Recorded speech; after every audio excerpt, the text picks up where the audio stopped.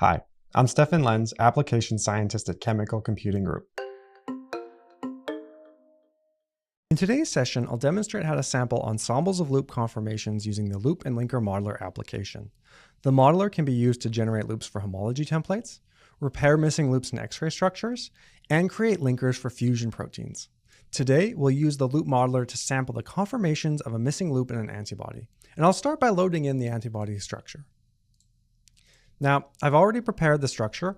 I'll also annotate to color the structure and create selection sets. The light chain CDRs are colored purple, and the heavy chain CDRs are colored in orange. The H3 loop is colored red for emphasis since it tends to be the most variable. And I noticed that the middle of the H3 loop is unresolved, which could be due to its length and its flexibility. So let's use the loop modeler application to sample a conformational ensemble and gain insight into the possible conformations of the H3 loop. I can access the loop modeler from the main Mo window, as well as the sequence editor. The sequence editor contains the sequence data for each chain loaded into Mo. As part of the annotation, I can see that my sequence editor is divided into two panes, with the light chain on the left and the heavy chain on the right. The sequence editor also serves as the access point for applications like protein properties for analyzing, for example, CDR loop solvent exposure, and protein-protein docking to predict antibody-antigen binding. Here I can see that my missing loop residues are non-bolded and that chain breaks are indicated by these vertical lines. To model the missing loop, I'll start by selecting it along with the adjacent residues. Next, I'll open the loop modeler. The loop modeler has three tabs. The loop modeler tab where we can select the loops to model, the linker modeler where we can link proteins to create a fusion protein, and the loop browser where we can browse the loops once we find them.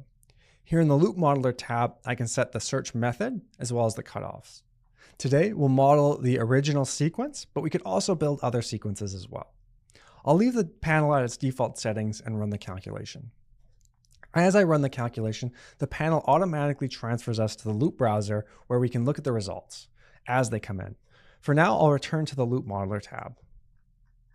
So here we're modeling the unresolved middle of the H3 loop using a knowledge-based approach to search a non-redundant PDB repository of loops.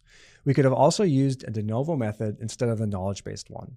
Today we're modeling a single loop, but we could have also chosen to generate conformations for multiple loops in a single calculation. I could have also opted to model only the missing loop by toggling on anchors and selection. So I can see that the calculation is completed, so let's browse the results.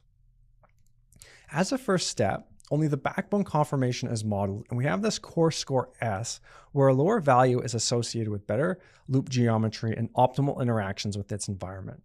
As I select a loop, I can see that the conformation is visible in the main Mo window, and I can select multiple loops to get an idea of the possible conformations of a loop.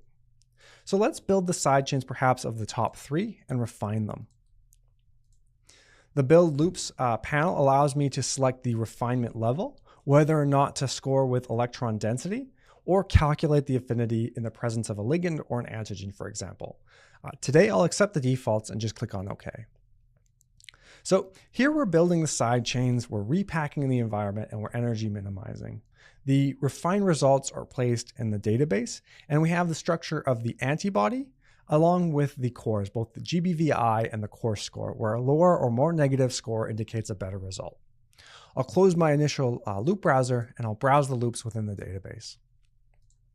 Today, I'll opt not to load the original loop modeler input since we already have it, but this can be very useful if you're looking at the results at a later date. Next, I can select a loop just as before. Now, I'll opt to browse based on the atoms and the ribbons. Here, I can browse the loops in detail and look for perhaps stabilizing hydrogen bonds, or maybe areas where we could refine perhaps a bit more.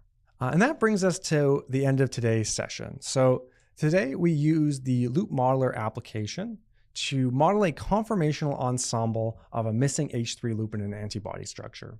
So these results could be used as input for protein-protein docking to get an idea of how the antibody binds to an antigen. So I hope you've learned a lot, and if you have any questions, please do reach out to me at support@chemcomp.com.